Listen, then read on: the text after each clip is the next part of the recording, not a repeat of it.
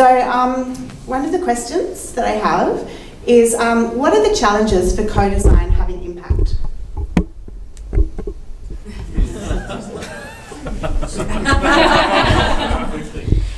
Some challenges. Okay, so I think in your view, one of them is that co-design projects aren't often documented or evaluated.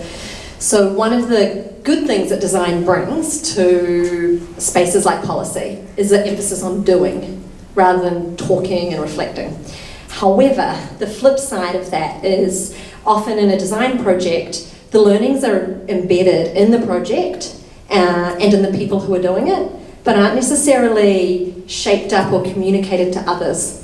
So I think to understand impact, we have to be able to articulate what it is.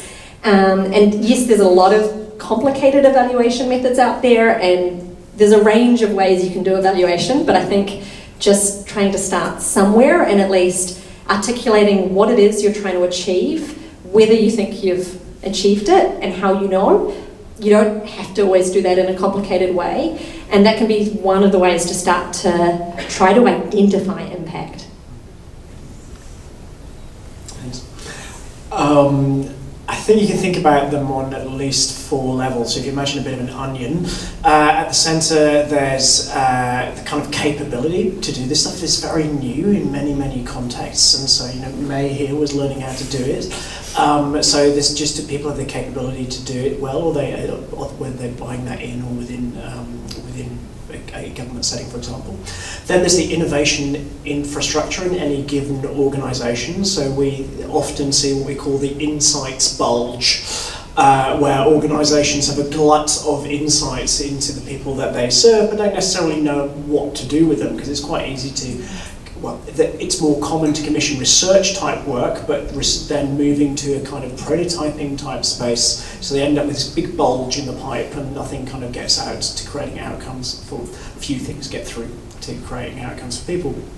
Next layer out, you can have that commitment to action, so it's whoever has to change, so whether that's the boss or the boss's boss or the minister or the commissioner commissioning a part or...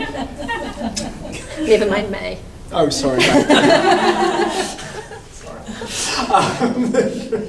The commissioner, we need to think about, or service providers, are they on board with creating that change? And then do you have the authorising environment to do this stuff at all? So whether that's in a particularly working in a particular community, is it okay to be there and to do this work? Is this something they're ready to explore?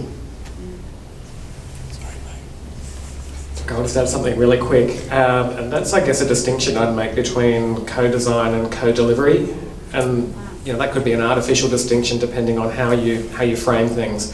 But I was part of a project fairly recently, multi-million-dollar project where heaps and heaps of money was poured into a co-design process involving a whole range of stakeholders from different organisations and community. And then the budget for implementation, once you've gone through a prototyping phase and what have you, was about $10,000. And things just went downhill really rapidly.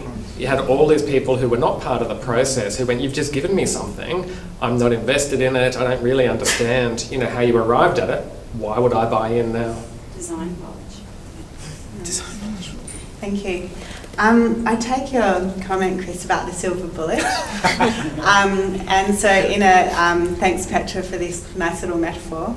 But just to reframe that, the question might be, is co-design the golden seed? Oh. And how might we grow it? What are its conditions for success? Oh. That's excellent. Looks like I'm starting. Look, in terms of the work that I do, I'm going to say no. So the work that I do is typically, it's community work with other stakeholders, but I'd say community are first and foremost.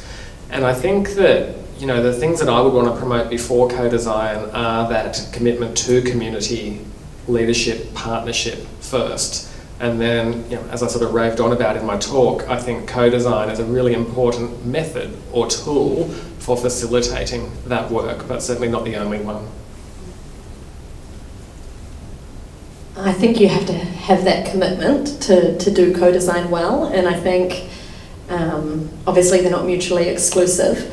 The commitment to community and giving people a voice and having a say, and I see co-design as a really interesting way to achieve that. I think for it to be successful though, we have to be willing to share power.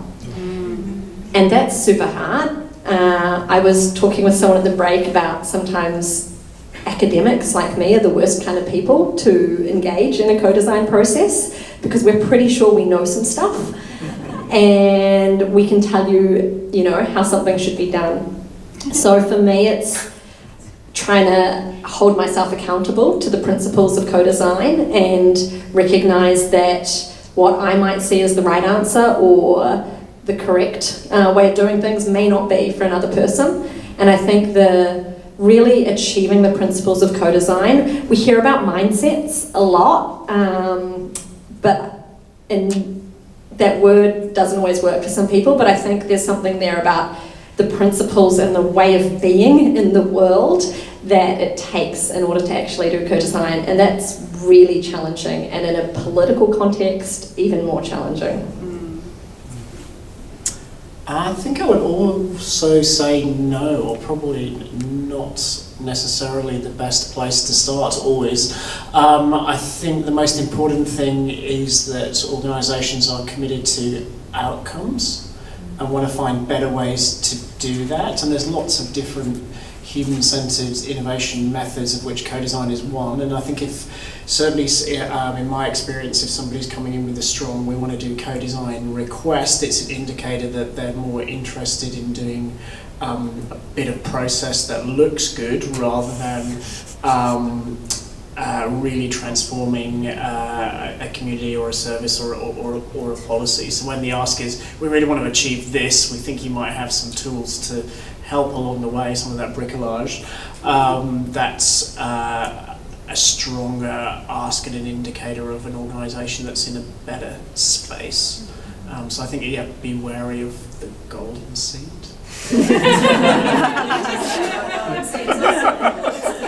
Loaded seed, I think. Loaded seed. Great. Okay, so I'm just going to open the floor now. So hang on a minute. We've only got one mic and we're recording this. So would it be possible, if you have a question and I point to you, would you mind to come down and to share your question? Sorry. This guy wins the prize for most engaged face.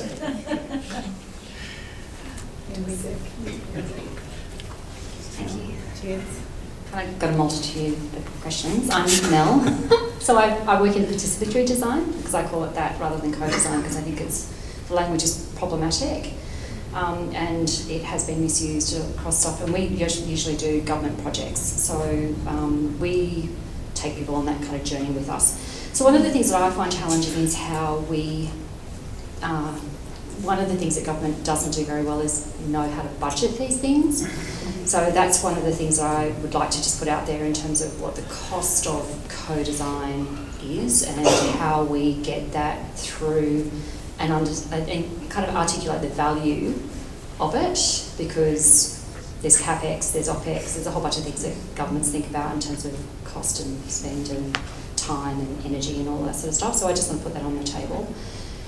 The other thing that I just wanted to say to you, Chris, because you talked about the co-design being one of the tools to, and I think that committed to outcomes is really powerful, and I think that's all the thing that we should be working toward. So I'd say, just after my budget question, is if you wouldn't mind just recapping on what you think the other tools are that complement co-design, because I think that would be really helpful for the audience.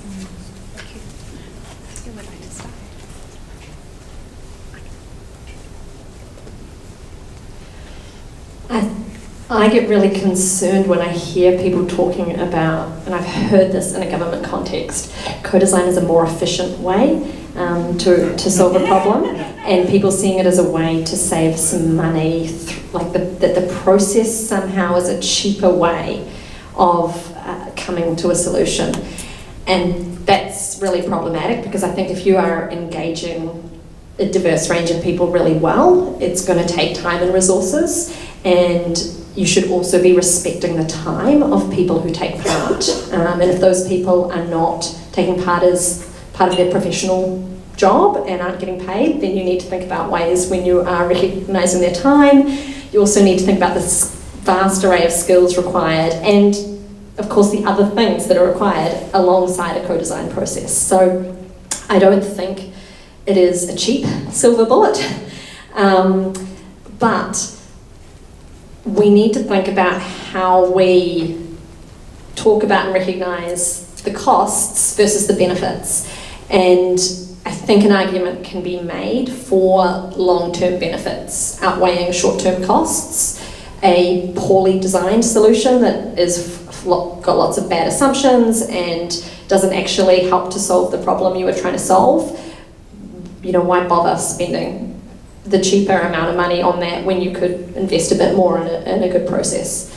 So I think we should be thinking about that. That's really challenging. We have quite short-term ways of thinking about things in society and in politics. We need to think beyond electoral cycles. We need to think beyond our KPIs, and we need to be taking a more generational view of the kinds of, when we're talking about complex problems, we're not going to solve them in a 1-month co-design process. So we need to think about the kind of investment we might actually need to make to solve some of these problems. And what else might go along with co-design knowledge and expertise, Chris? Thank you. Just on the cost point, I think it can cost lots of, absolutely everything Emma said.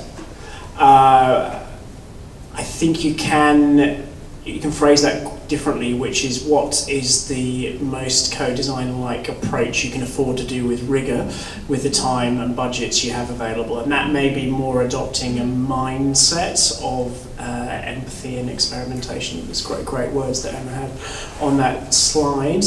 Or it may be doing something that's more workshop-based, because that's what you can afford to do well, and that's okay. Or it may be engaging in a more sort of participatory approach if you've got the time and skills to do that. And there's pros and cons to each of those, but I think it is reasonably scalable. But yes, if you want to create the kinds of outcomes that are often put on it as the unicorn, you definitely do need to invest a lot of time and money into it. The second question, in terms of things that sit along co-design, I think we find that so in the jobs to be done that we were explaining up here, there's a lot of those influencing type jobs, and I think sort of stakeholder management and sort of change management type stuff comes in there. So there's always that big sort of a parallel track, which is how do you manage change in an organisation or in and across a system.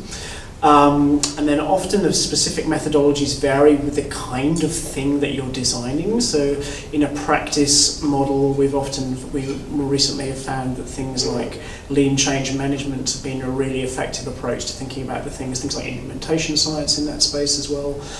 Service design, we're often blending more evaluation-based methods like theory of change with business modelling, with a kind of more traditional sort of design approach.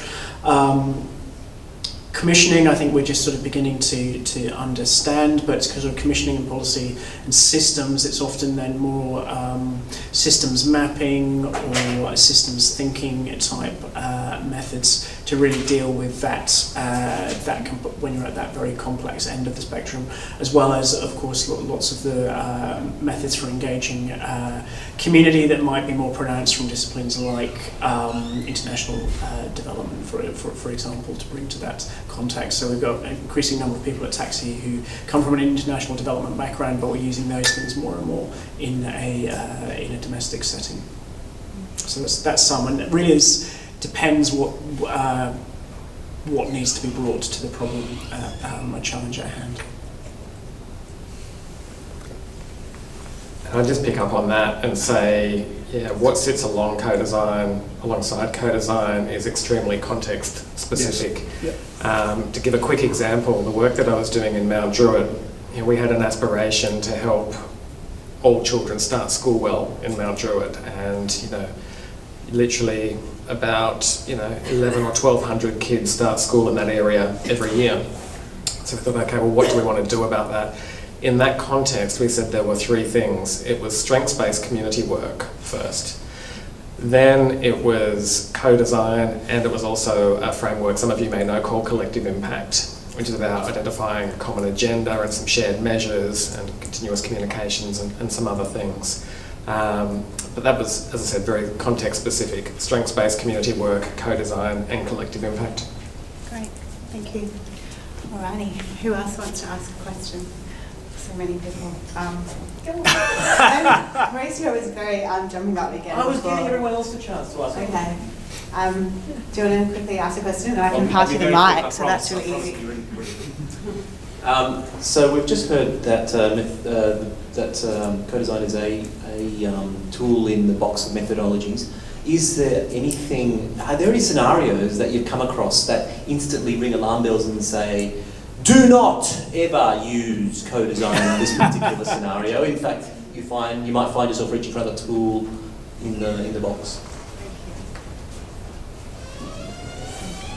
I think the one that we come across most commonly, well, let me give you the example first, because they're not design challenges, they're a different kind of challenge. So, appropriate restraint of people experiencing mental health challenges in institutional settings.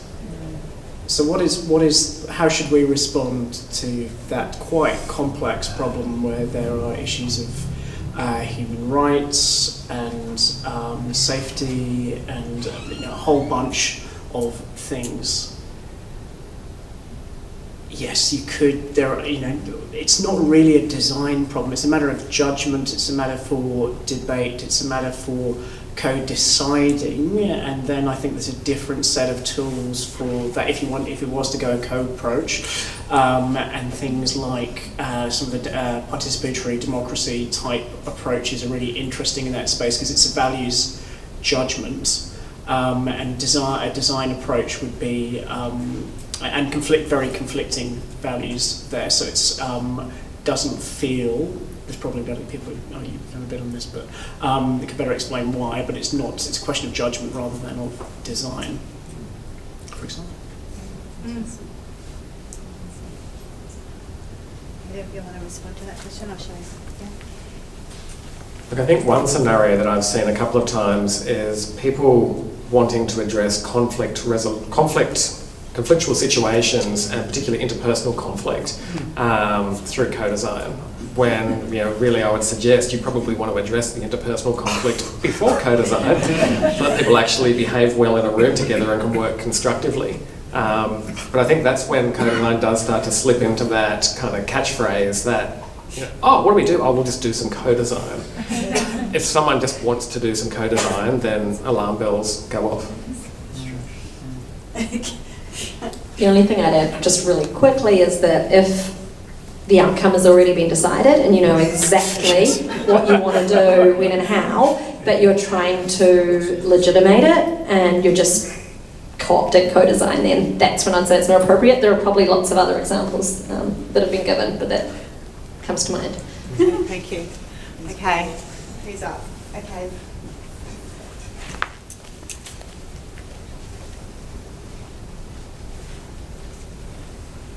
Here we go. Thank you.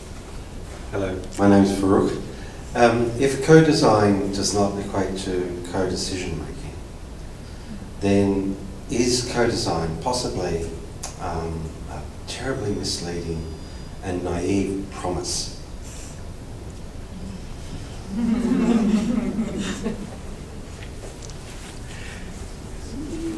I think co-design can lead to co-decision making. I think co-decision making can be, and often is, part of co-design. I guess the thing for me, if I've understood the question correctly, is just being really clear with everyone that you're working with what the scope is.